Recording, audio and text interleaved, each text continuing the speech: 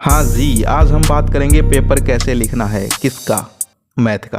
तो यार आज की वीडियो में जो है आपको पता होगा कि आपने जो है बार बार मुझसे कमेंट्स में जो है रिक्वेस्ट की कि भाई एक पेपर जो है समझा दो क्लास 10th मैथ का कि भाई कैसे लिखना है। तो मैंने सोचा यार 10th 12th दोनों को ही समझा देते हैं कि भाई मैथ का पेपर हो उसमें आपको जो है कैसे यहाँ पर पेपर अटैम्प्ट करना है। और एक चीज़ बता देता हूँ, मैथ के पेपर में आपकी होने वाली है स्टेप मार्किंग।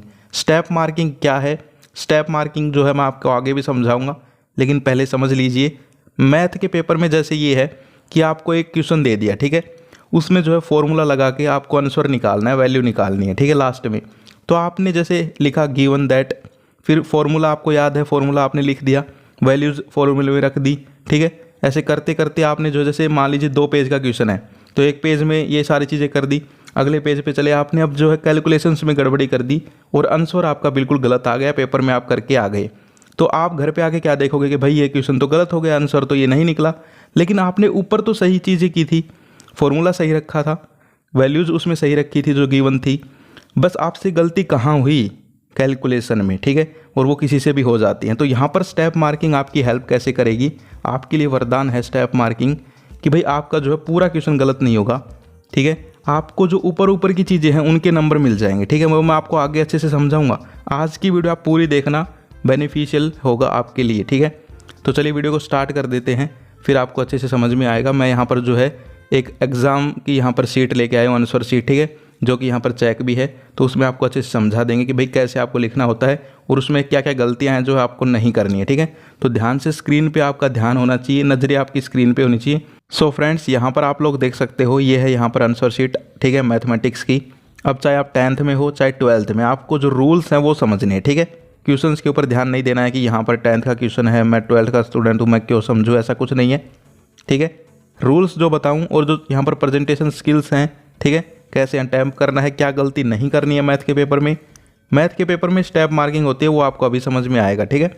वरदान है स्टेप मार्किंग आपके लिए। जिनको यहाँ पर जो है पास होने की उम्मीद नहीं है वो भी पास हो सकते हैं, सच बता रहा हूँ, समझो ध्यान से। यहाँ पर देखो, सबसे पहले तो मेन इंपॉर्टेंट चीज़ है कि आपको जो है सीट जो मिलती है उसके तरफ दोनों तरफ यहाँ पर लाइन आपके ऐसे होनी चाहिए, ठीक है, समझ गए। देख सकते हो यहाँ पर कितने अच्छे से दोनों तरफ लाइन खींच रखी है, और ये भी नहीं है कि ज़्यादा बड़ी खींच दी, ठीक है, दोनों तरफ सेम गैप दे रखा है। तो सबसे अच्छी चीज़ ये है, ठीक है। इसके बाद ऊपर मैथमेटिक्स लिखा हुआ है, ये आप लिखना चाहो तो लिख सकते हो। लेकिन फिर देखो, इस स्टूडेंट ने सबसे पहले सेक्शन बी यहाँ पर जो है अटैम्प्ट किया, ठीक है। सेक्शन बी में यहाँ पर क्वेश्चन नंबर कौन सा है? ये 7 है शायद, ठीक है।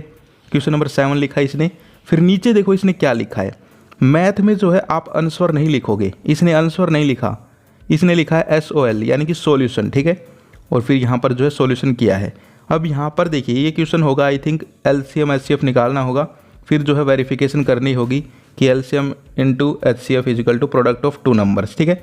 तो ये 10th का ऐसा क्वेश्चन है, तो चाहे 12th का हो क्वेश्चन तो क्वेश्चन होता है, ठीक है। तो अब इसने सोल्व कैसे किया है, देखिए सबसे पहले यहाँ पर जो है सेक्शन बी लिखा, उसके नीचे एक लाइन दी है, ठीक है। उसके बाद क्वेश्चन नंबर 7 लिखा है। ये जो एरो लगा रखे हैं ना, ये तो अब मैंने ही लगाए हैं बाद में, ठीक है। तो इन पे मत सोचना, ये जो एरो लगा रखे हैं छोटे छोटे ऊपर लाइन पे, ये चीज़ें मैंने आपको दिखाने के लिए लगा रखी हैं, ठीक है। इसके बाद इसने सबसे पहले देखिए यहाँ पर जो LCM HCF निकाले हैं, ठीक है। उसके बाद यहाँ पर उनको वेरिफिकेशन किया है, ठीक है।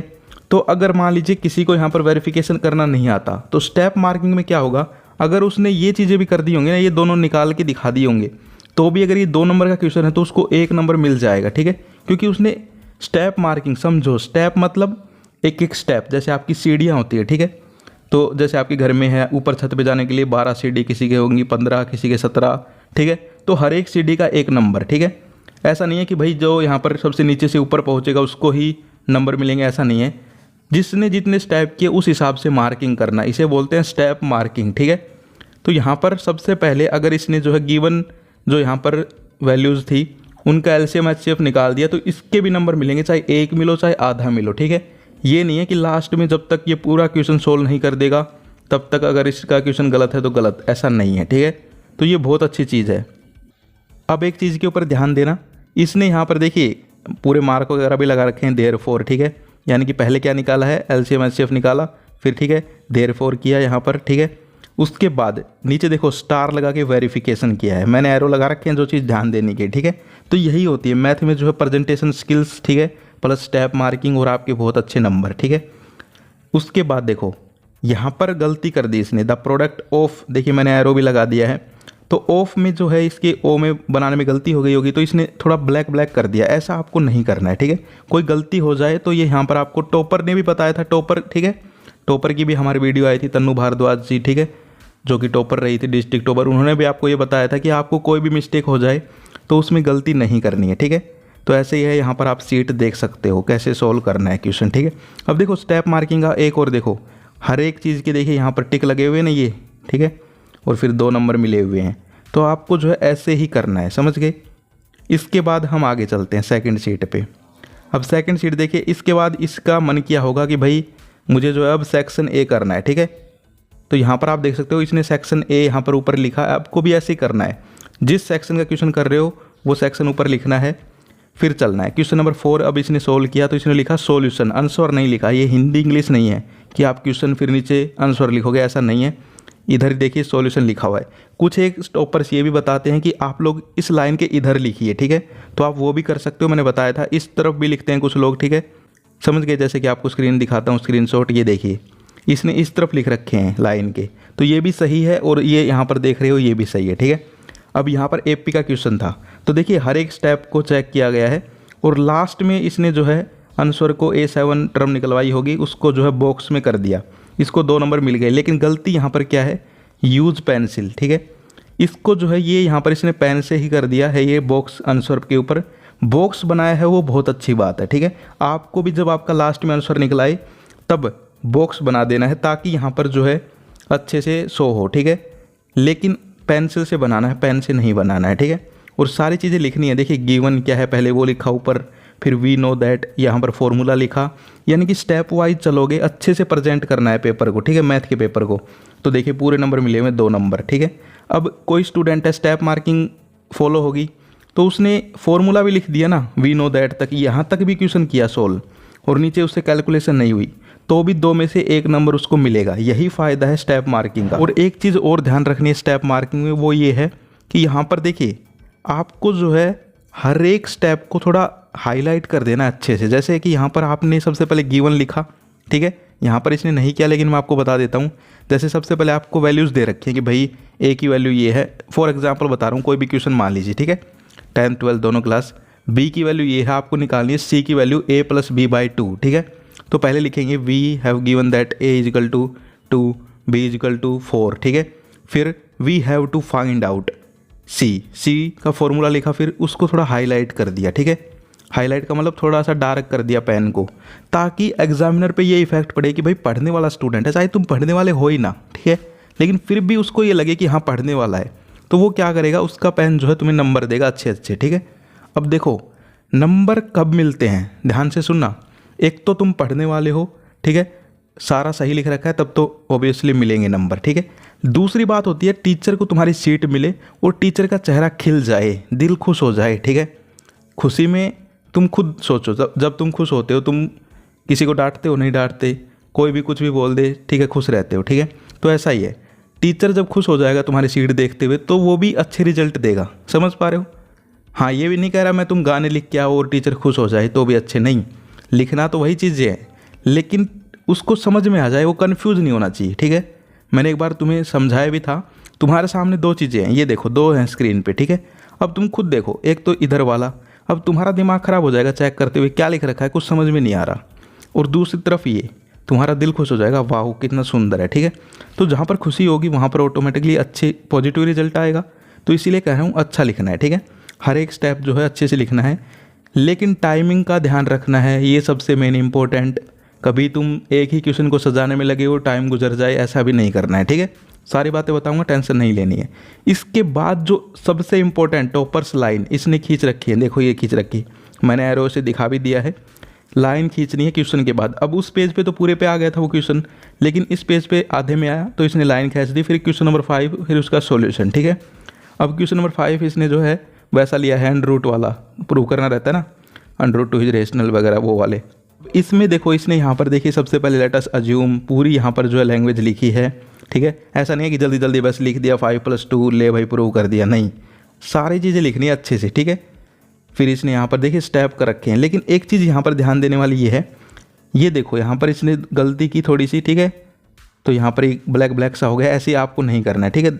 क्योंकि यहाँ पर जो है ध्यान चला जाता है फिर एग्जामिनर का कि भाई यहाँ पर इसने क्या गलती की, ठीक है। तो ऐसा नहीं करना है, कुछ गलत हो जाए तो उसको वैसे ही छोड़ दो, ठीक है। अब इसके बाद देखिए इसने एक और गलती की यहाँ पर पेपर में, ये जो स्टेप है ये यहीं कर देता नीचे, ठीक है। इसको साइड में नहीं लाना था, बहुत आपको बड़ी सीट मिलती है, ठीक है। ऐसा नहीं है, कंजूसी नहीं करनी है, ठीक है। पैसे दे रखे, तुम्हारा एग्ज़ाम फॉर्म भरा जाता है, उसके पैसे लिए जाते हैं, उन्हीं की आती है ये सीट, और किसकी आती है। तो तुमने पैसे फूक रखे हैं, टेंशन मत लो, ठीक है। सीट को अच्छे से यूज़ करो, समझ पा रहे हो। हाँ, ये लगे कि भाई तुम लास्ट में पहुंच गए, 4 ही पेज बचे हैं और लगे कि नहीं अब तो नहीं आएगा, तब वो क्वेश्चन थोड़े भिड़े भिड़े कर दो। लेकिन स्टार्टिंग के क्वेश्चन तो अच्छे करो, खुले खुले, ताकि जो चेक करे तो स्टार्टिंग का ही पेज खोलेगा चेक करने वाला, तो उसका दिमाग सही रहे, ठीक है। ये नहीं है स्टार्टिंग में तुमने भीचम भाच कर दिया और फिर पीछे 10 पेज खाली पड़े हैं, ऐसा नहीं करना है, ठीक है।